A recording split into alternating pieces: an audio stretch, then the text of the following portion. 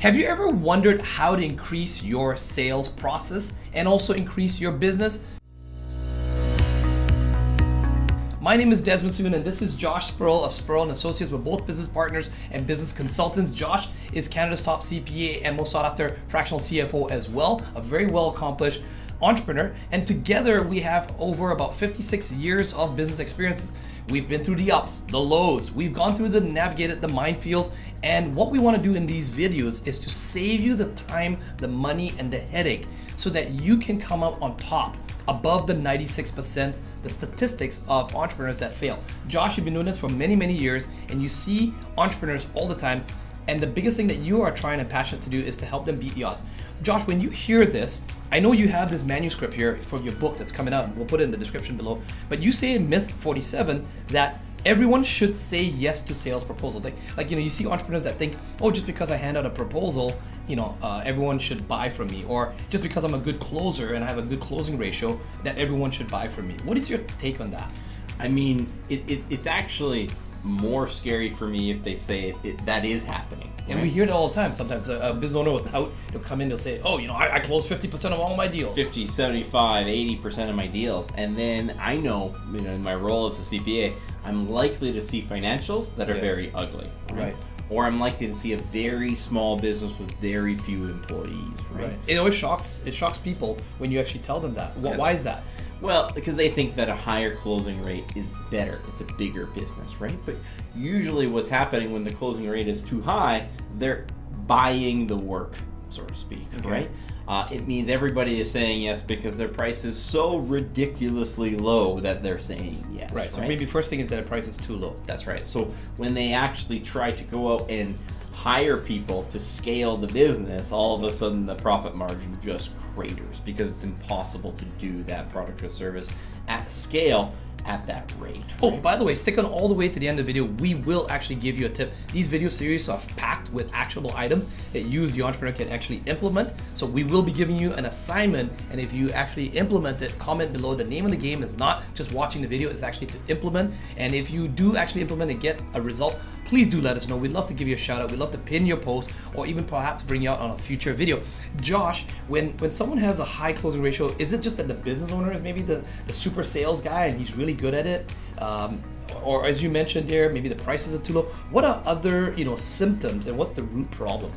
I mean, the other symptoms is lack of cash, right? Right. They're gonna all of a sudden say that they can't use good enough products. They can't use good enough materials, right?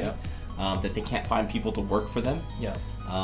That they're having customer satisfaction issues, right? All of those things will happen when they don't price their product or service effectively. Right? Okay.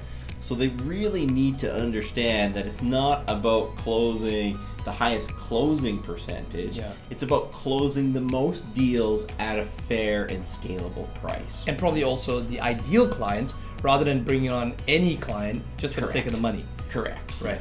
We can't. We're not just selling everybody, because sometimes there are some clients that you want to have the ability to walk away from. Right. The clients from hell. Yeah. Oh yeah, we know them. Because they're going to extract a certain level of time. So it's not just, can you close it for a fair price? Yeah. Does that client have realistic expectations of your time and your employees' time? I'm actually going through that right now myself as a business owner. We've got a client that, and I take the extreme ownership. I close the client for the sake of just closing it at a very low price. And when we actually priced it out, we make zero margin. Mm-hmm. There's no money, and the team members were grateful for the experience, and there's a potential for a rev share with the client later on. But on the other hand, though, this client is very demanding, and I had to talk with the business owner, and I said, look, the amount you're paying is equivalent to maybe one full-time employee. You're getting 5 team members, and you're demanding that they're working, and at your beck and call, but we just can't sustain that. Yeah. And so what would you do in that situation? What's the advice? I mean, the advice is you need to price your products or service, effectively. There's a time for discounting products and services. Yeah. Okay? It's usually in the infancy of your business when you're trying to gather social proof. Yes. Right? Because in the infancy of your business, your primary function is to pay your bills. Just have enough basically to live, to eat, to pay your rent, pay your mortgage. So calculate that first, figure what that is. Whatever it is. Yeah. The next part is actually not making profit, right? Yeah. The next part is actually gathering social proof. So sacrifice some profit in exchange to close a deal so that you can get the social proof as the real value, the right? social proof, right? Yeah. But eventually you're going to want to scale this thing, because that's not scalable, because that's usually a factor of your time. You're Right. just donating extra time because it's generally not profitable at that price, right? We Okay. can't scale it out, and maybe we can hire some frontline workers, but how are we ever going to hire managers to supervise those frontline workers on those margins, right? It's just not going to happen, right? Yeah. So we really need to make sure that we're not investing too much time or money into any one client, and you can usually see it in the closing rate. I mean, the average closing rate across industries is 19%, I believe. Right? Correct. Yeah, it's actually quoted here in your by Propeller CRM, and also, by the way, while I'm on the quotes, I'm going to mention the late Zig Ziglar. The major difference between the big shot and the little shot is this: the big shot is just a little shot who kept on shooting. Pretty funny there. But Zig didn't talk about anything about the little shot. Just keep shooting at the same customer over and over, the same difficult customer over and over and over again. Right. That's not what he was talking about. Yeah. Zig was big on building a network and a database, and And ideal scaling clients. that That's out right. over time. Right. Yeah. That's a huge thing. So Desmond, I actually have a little diagram here. Yeah, let's bring it up. Let's show the audience. Everyone, pays me to be their CPA, not their artist. But here we go, nonetheless. So we talk about the rule of three. If you like Josh's drawing, let us know in the comments. If not, you can hackle him a bit as well too. And for those creatives out there, show us a better drawing. But if you hackle me too much, I'll do more drawings. Just to spite you. But anyway, so we have 9 customers here, right? And the temptation could be we have that one customer on the line, right? Yeah. We have this one lead on the line, and we're following up with this lead every single day. We're readjusting our pricing all the time. Maybe we've done business with them before. We're doing everything we can. We're giving them extra manpower. We're throwing in free services. Maybe they're not very nice to our staff, and we're still sticking with this bad customer, right? And we can invest all of our time and money into this bad customer. Or we can follow the rule of 3. Okay, we need 9 people to call. So these are 9 leads. We've got the phone to ring 9 times. We've got people to fill out the form on our website 9 times. They click the buy button on our website 9 times. So we've got 9 people there. From there, only 3 of them are actually serious buyers. Maybe only 3 of them actually want an actual presentation done, right? Or they're going to show up to their free estimate or whatever it is that we're doing in our business. And from there, from that 9, we go down to 3, we go down to 1. This is how we get a good customer willing to pay a fair price.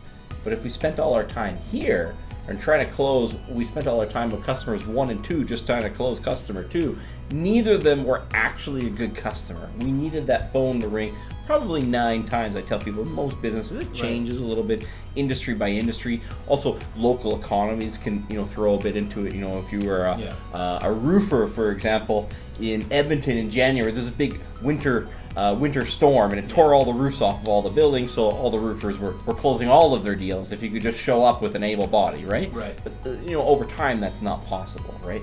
So we're trying to get 9 people to call, 3 of which actually want to hear, realistically, or they're serious buyer, and 1 of them's a good customer. But we need to invest the time on all 9, or else we're going to end up doing business with that bad customer over and over again. And it doesn't matter whether you close 50% or 75%, they were still a bad customer, unwilling to pay a fair price. How do you deal with that? If you've already got some customers and you got some cash flow, Josh, what's the action item from this video? Should you fire the client? Do you raise your prices?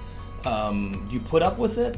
What's your action item? You have to raise your prices. Yeah. Okay. So first of all, you have to understand your margins, right? If you don't understand your margins, you don't know what to set your prices to, because it's not about raising your prices to an unsustainable level. There's a point where you can raise your prices where you're actually detracting from good customers who will pay you. They'll refer people, they'll do business again over time. It's finding that sweet spot. You have to find that sweet spot, right? For most businesses, they're going to live and die between, say, 1/3 and 40% on a gross margin basis, right? We have to find that sweet spot.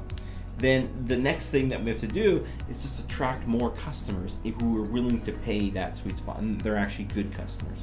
And you might have some where it's not pricing concerns. We talked about, is it just a good fit? You have to reset the boundaries with those customers, right? Right. Which is it's surprisingly easy to do when the phone's ringing more often, right? Correct, yeah. Business owners overcomplicate it and they start doubting themselves. Or, if I just made my product or service a little bit better, it's like, if you just improve this one part of your business, they would just complain about that part of the business because they probably complain about everything in their life, right? Right. So you have to make sure that your business doesn't live and die based on those types of customers. Correct. Well, if you found this video helpful, let us know in the comments below, or maybe you have follow-up questions that you'd like Josh or myself to answer your questions, or perhaps you'd like to even meet Josh in person at his Business Bootcamp that he conducts once or twice a year. You can find out information in the description below or reach out to us. We'll have someone pass you some information as well. And with that, we'll see you in the next video.